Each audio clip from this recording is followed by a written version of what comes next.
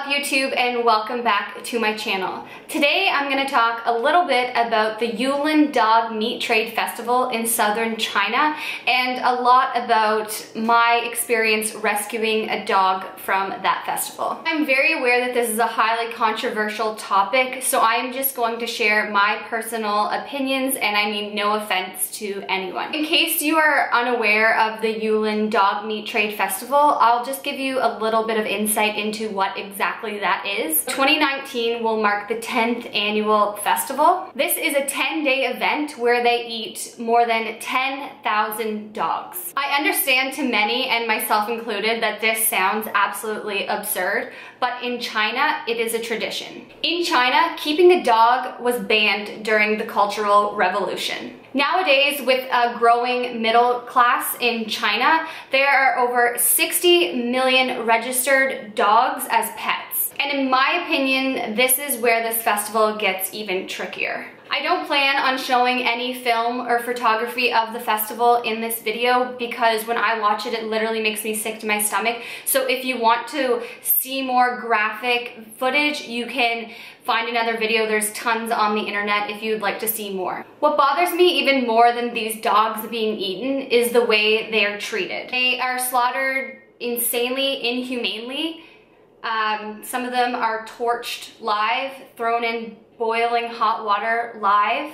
The cramped conditions they are transported in, if you look up photos, you'll just see racks on racks on racks on cages of these dogs, and the unhygienic practices they use to kill these dogs and then eat them. And picture this, if you had a family pet and it for whatever reason was wandering down the street or got out, it could be stolen and then taken to be slaughtered. I hope by the intro of this video that you understand a little bit more about what the festival is, and I'm just gonna leave it there, and now I'm gonna switch gears and go into more about how I was able to save a dog from this festival.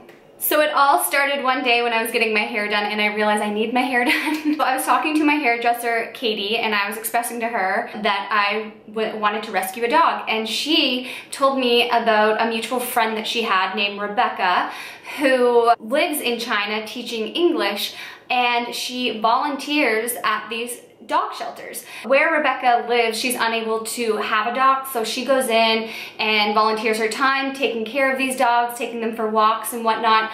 So I found Rebecca on Facebook. I reached out to Rebecca on April 18th, 2018, expressing to her that I was looking to rescue a dog, in particular a smaller dog, and she sent me a bunch of photos of her with dogs that were available for adoption, as well as she told me about this app that's called WeChat, and it's a Chinese messenger app. So I'm gonna throw up a photo on the screen right now, and this is one of the photos that Rebecca sent me of a bunch of small dogs available, and I said I want number 3 or 7, so you can see them in the photo now. And she got back to me a few days later and she said actually those ones are already spoken for, they're going to be adopted. So I was like, well, that's awesome. What about number 5? And that's when she said that that dog was available, and then now I'm going to show you the very first video I received of this dog. We'll call it number 5 for now. Hi.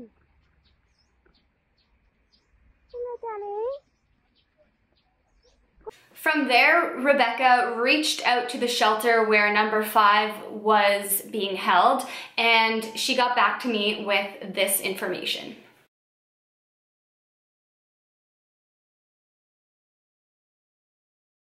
From here, I went on the link that I was provided from this conversation called Robin's Rescues. So I thoroughly looked over her site and did my research, and I learned that Robin had been rescuing these dogs since 2015. On April 29th, 2018, I decided to fill out the form and apply to get this number 5 dog. From there, I downloaded the app WeChat, and that is where I started chatting with Robin. So I sent $400 total as a donation to the shelter, and that is when Robin created this flyer looking for a flight volunteer to bring me that number 5 dog. Not knowing where I lived, Robin informed me that most of the flight volunteers fly into Vancouver or Toronto in Canada, and sometimes Montreal. So I knew right from the get-go that I would have to fly to one of these places to get this dog. While waiting for a flight volunteer, Robin explained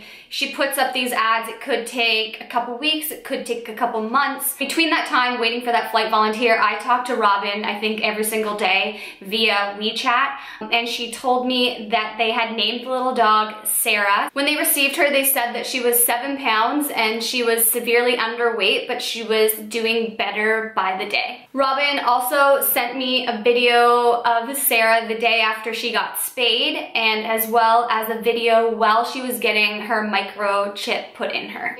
On June 4th, that marked 63 days that Sarah had been in the clinic recovering, and they said she was still underweight and she had developed an eye irritation. I also found out on that same day that we found a flight volunteer that would be leaving from Shanghai to Toronto on July 4th. So this meant that I had 1 month until I would be able to get this dog. For that month, Robin was amazing, and she actually found Sarah a foster home that she could go live in for the month. So rather than being in the clinic and being stuck in a cage, she actually got to live in a foster home with the sweetest lady for a whole month before she came to Canada. I also got to talk to her foster mom via WeChat every day, and she sent me so many photos and videos, and I'm so grateful for her. She took such great care of Sarah, and she was amazing, and she just prepped me so well. She just said, I'm so excited for you. Like, she's such a sweet girl. So she really got me excited,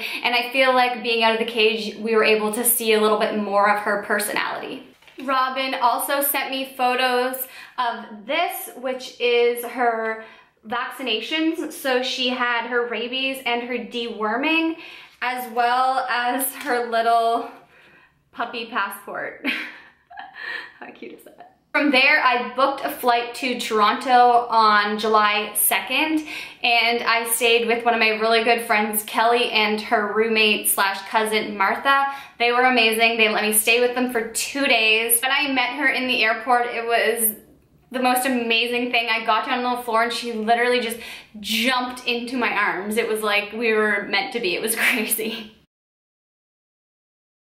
I met her flight volunteer in the airport that night as well. Her name was Destiny. I'm also very thankful for her. Destiny informed me that Sarah could fly under the seat in front of her because she was under 20 pounds, and we just had to pay an extra $35 to get her on the flight. And they didn't give either of us trouble at security or any checkpoints with the dog. Once having Sarah home for a few days, we actually changed her name to Rooney. Fraser and I took her to the vet here in Fredericton shortly after getting her back here, and we found out she had kennel cough, which really wasn't a big surprise, as well as she had Demodex mange. So that was on her eyes that you could see in that photo. She had really weird patchiness around her eyes, as well as like on one of her sides and on her butt cheek. So she was pretty much bald in some of those areas. So they treated her for that, and it's completely gone. The only other really main concern we've had with her was that she had really bad separation anxiety when we first got her. She still sort of does. We've kind of dealt with it on how to leave her at home alone, but even still, if one of us goes out of her sight and she's left with strangers, she will kind of freak out a little bit. So a lot of people will attribute that to being taken away from their mom too early, but overall, she's adjusted insanely well. So I just want to say thank you to everyone who had a part in bringing Rooney to us. We absolutely love her and couldn't imagine our lives without her now. We're so obsessed with her. If any of you have any questions about adopting, rescuing a dog from the festival, please do not hesitate to reach out. I'm more than happy to answer your questions, help you through this process. And without further ado, let's go meet the puppy. Here she is. And for those wondering, she's about 13 pounds now. Thank you so much for watching. For more updates, videos, photos of Rooney, be sure to follow me on Instagram, and I'll see you soon.